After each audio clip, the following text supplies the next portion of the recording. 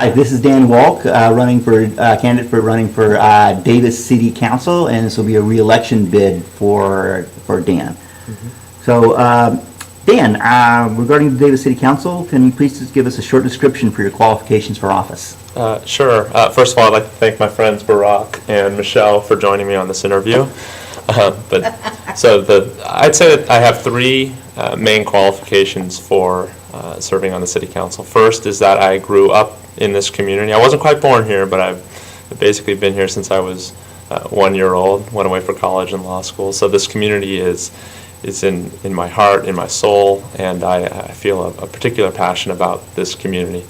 Second of all is that I have two small children, and many of the issues that we're dealing with right now, many decisions that the council makes or does not make now and in the next few months will have a profound impact upon the future of this community. And I feel like as someone who has two small children, I have a very personal stake in ensuring that that future of our community remains strong. And third is, I'd say, my educational and work experience background. On the education front, I attended Stanford University. I got a degree in economics, and then I went to law school at Berkeley at Bowl Hall and received a JD. And I currently am employed as a deputy county counsel, as an attorney for the county of Solano, where I focus on public finance, public contracting, and water law. So I'd certainly say that my educational background and my work experience served me well, not just simply as a council member, but certainly specifically in the city of Davis, where we are dealing with many issues involving public finance and, of course, water. Okay. Dan, budget cuts have eroded many of the services that people in the community come to rely on, leaving an increasing number of people vulnerable. How will you work to ensure the safety net of social programs is not decimated by budget cuts?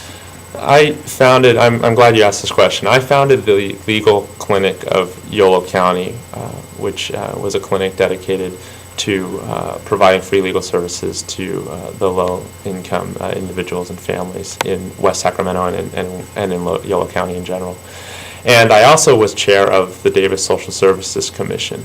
So the concerns about the most vulnerable in our society are certainly high on my list. And I'd say that particularly now, as your question discusses, with the effects that budget cuts at the federal level, at the state level, and at the local level are having on that population is one that I'm particularly concerned about. And whether that means mental health services being cut, whether that means child care services being cut, whether that means health care, the social safety net is being shredded in our community and in our state. And I've seen it up close in my job as an attorney for Solano County. I've seen it up close as a Davis City Council member. And I think that it's imperative that as we make decisions about our budget, certainly at the local level, but especially at the state and federal level, we have to remember that one of the main purposes of government is to help those who are the most vulnerable in our society. And I think it's also important to remember that not only do we have this ethical imperative to help those who are most vulnerable and to make sure that these cuts don't fall disproportionately on that community, but that those types of programs are excellent investments and that cuts to those programs actually lead to greater costs in the end. Okay. And what is your position on the water issues facing the city and county? The water issues, I think because of the Clean Water Act and because of our place in the Northern Delta watershed, the Sacramento River watershed, and because of our historic sole, complete reliance on groundwater, I think that we need to move to surface water. In the long run, that's where we need to go. I think that the risks of not doing so are very great.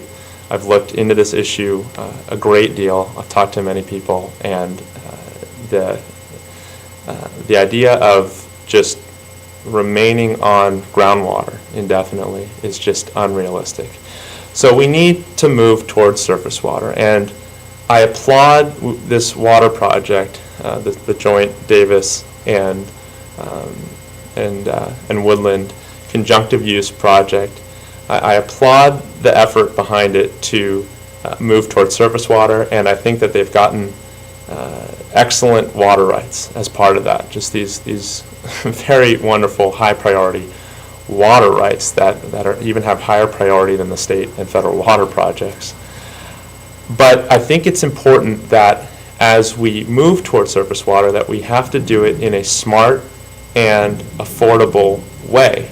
And I think that as much as there is to applaud about that, the current water project, there's a lot that we have to be very cognizant of. First of all is we need to make sure that it's publicly operated. Right now it's slated to be privately operated. And the California Constitution demands that water is owned by the people. And the idea of a privately operated water supply system is one that I'm not in favor of. Second of all is we have to make sure that any project is matched with a strong water conservation component. We do a good job in our community of Davis in terms of water conservation, but we can do even better. We can be better about our water use, about making sure that there's zero escape, making sure that we have drought tolerant, drought resistant plants, make sure we use drip irrigation systems, that we just need to be better about that. As part of any huge investment like this, we want to make sure that every drop of water we are getting out of the river is one that we absolutely need. Third is I think we have to make sure that any rate system that comes out of this is fair and affordable. And I'm really happy it was my motion that created the Water Advisory Committee, and one of the main purposes of the committee is to ensure that they have a lot of purposes. One of their main purposes is to make sure that any rate system is fair and affordable, and that's key. And also that I believe that any rate system has to be matched with a subsidy system, and Woodland actually has done a very good job at that in terms of funding it with CDBG funds. I don't think it would be that much money. It wouldn't necessarily have to come from the general fund.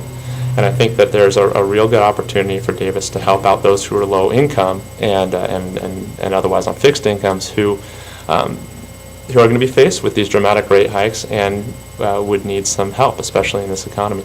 Lastly, there is this West Sacramento alternative out there, which I first learned about as I was studying this water project when I came onto the city council, and I believe that this project should be studied. The council has voted 5-0 to study it, and I think it presents a great opportunity. And West Sacramento already has an intake. They already have a water treatment plant. They've oversized it for development that never has, or has not come to West Sacramento, and I think that's worth exploring. So there are other things that I would like to say about the project, but fundamentally I'm in favor of getting surface water, but I think that we really need to make sure we do it in the right way and the smartest and most affordable way. And I think the project as is needs some tweaks if we're to get there.